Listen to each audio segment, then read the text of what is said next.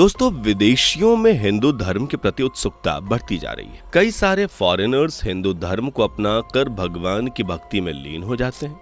लेकिन एक चीज आपने भी नोटिस करी होगी कि अन्य भगवानों के तुलना में सबसे ज्यादा फॉरेनर भगवान श्री कृष्ण के ही भक्त बनते हैं। उन्हीं के कीर्तन करते हैं, हरे राम हरे कृष्णा का जाप करते हैं और जय श्री कृष्ण के जयकारे भी लगाते चले जाते हैं। पर सवाल ये खड़ा होता है कि आखिर ऐसा क्यों विदेशियों को भगवान श्री कृष्ण से इतना प्यार है कि कई बार वो भारत में रहने वाले देसी लोगों को भी कृष्ण की भक्ति के पीछे छोड़ देते। क्या है इसके पीछे की पूरी सच्चाई? आज के इस वीडियो में मैं आपको बताने वाला हूँ। बस मेरे साथ वीडियो में इसी तरह बने रहें। वीडियो में आगे बढ़ें उससे पहले अगर आप एक सच्चे हिंदू हैं तो सब्सक्राइब करें फैक्ट मंत्रा चैनल को और बेल नोटिफिकेशन को ऑल पर लगाएं ताकि कोई भी वीडियो मिस ना हो। दोस्तों, हिंदू धर्म में देवी देवताओं की कोई कमी नहीं है। इंद्र से लेकर अग्नि तक हर किसी को देव के रूप में पूजा जाता है। लेकिन जब बात हिंदू धर्म की आती है तो इस धर्म से जुड़े ज्यादातर लोग भगवान शिव को अपना स्वामी, अपना कर्ता धर्ता मानते हैं।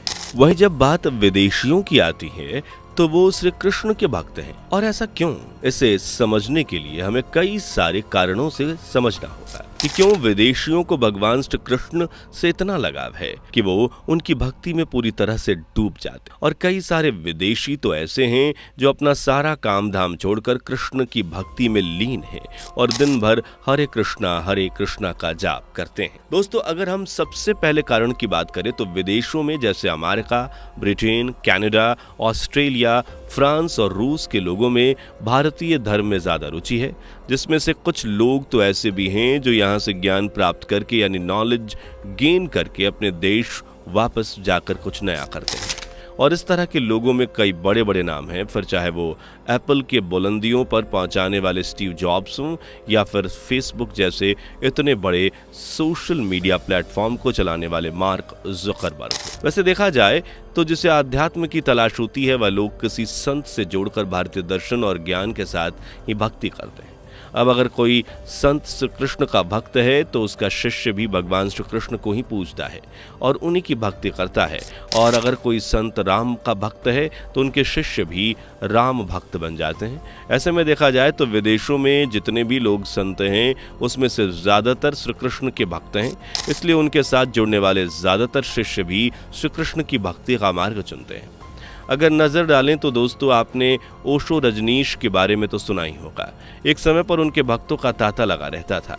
विदेशी लोग बड़े पैमाने पर उनके भक्त बने और ठीक ऐसा ही सत्य साईं बाबा के साथ भी देखने को मिलता है, जिनमें विदेशी साईं बाबा पर भरोसा करते हैं और माँ अमृतानंदमयी के भक्त शिव और माँ के भक्त हैं। लेकिन सबसे ज्यादा विदेशी इस्कॉन के साथ जुड़ते हैं, जिसमें भगवद गीता और श्री कृष्ण का ज्ञान दिया जाता है।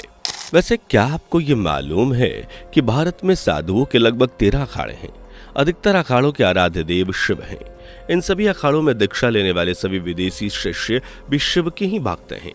इसी तरह वैष्णव अखाड़े के शिष्य राम और कृष्ण दोनों को ही अपना देव मानते हैं। लेकिन इन सब के बावजूद अधिकतर विदेशी लोग श्री कृष्ण के भक्त हैं, जिसका सबसे बड़ा कारण ये भी है कि विदेशों में श्री कृष्ण से जुड़े आंदोलन सबसे ज्यादा चलते हैं। ज्यादातर संतों ने विदेश जाकर श्री कृष्ण की भगवत गीता पर कई सारे प्रवचन दिए, क्योंकि भगवान राम ने तो कोई गीता नहीं कही और न ही भगवान शिव ने इस तरह का कोई ज्ञान दिया। अगर किसी ने मनुष्य को जिंदगी जीने का सही तरीका बताया तो वो भगवान श्री कृष्ण है, जिन्होंने महाभारत के युद्ध के दौरान अर्जुन को गीता का ज्ञान दिया।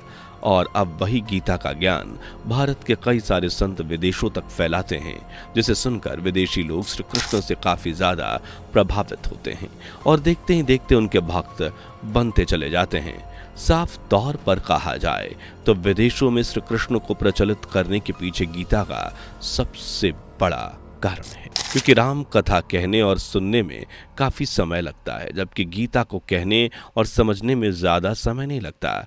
साथ ही साथ गीता आज के मनुष्य की जिंदगी में हो रही तकलीफों से जुड़ी बातें बताती हैं और यही तो लोगों को चाहिए, क्योंकि लोगों के पास समय नहीं है, लेकिन उन्हें फिर भी अपनी समस्या का समाधान चाहिए, चाहे वो भारत में रहने वाले लोग हों या विदेशों में रहने वाले लोग हों। और ये सारी चीजें गीता हमें देती है। और इसी को आगे बढ़ते हुए इस्कॉन ने भी श्री कृष्ण की भक्ति का प्रचार करने में कोई कसर नहीं छोड़ी। दुनिया भर में कृष्ण की भक्ति का जो बड़ा संगठन है वो इस्कॉन है, जिसका सबसे बड़ा मंत्र है हरे रामा रामा रामा हरे हरे, हरे कृष्णा कृष्णा कृष्णा हरे हरे।